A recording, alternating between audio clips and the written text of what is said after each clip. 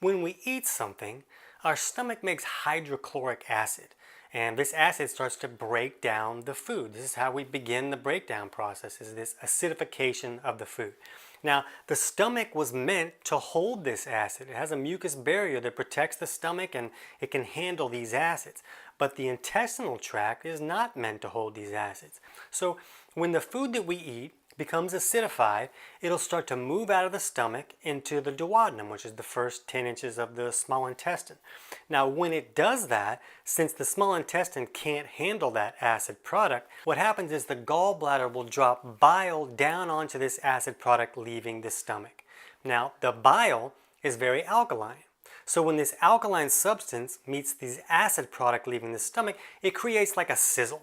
And this sizzle is what we're living off of. This is what allows us to break the food down and pull all the nutrients out of that food. But on top of that, the bile is neutralizing the acids that are leaving the stomach. So now this product, this bolus, this food, these nutrients, all this stuff that we're going to assimilate, it's not so acidic anymore because the bile neutralized it. Now, for many reasons, bile may become too thick and sticky, so it doesn't flow correctly.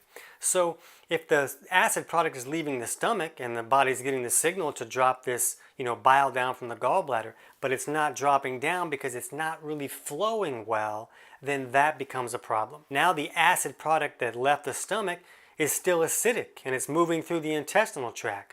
Well, the problem is that these acids are made to break down proteins. Well, guess what your intestinal tract is made out of?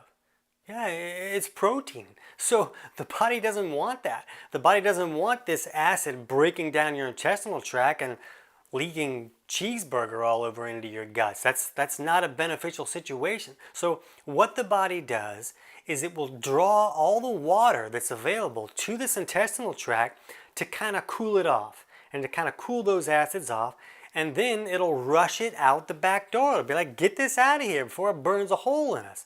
And it comes shooting out the back door and it lifts us off the toilet like a rocket, and it's not such a great situation.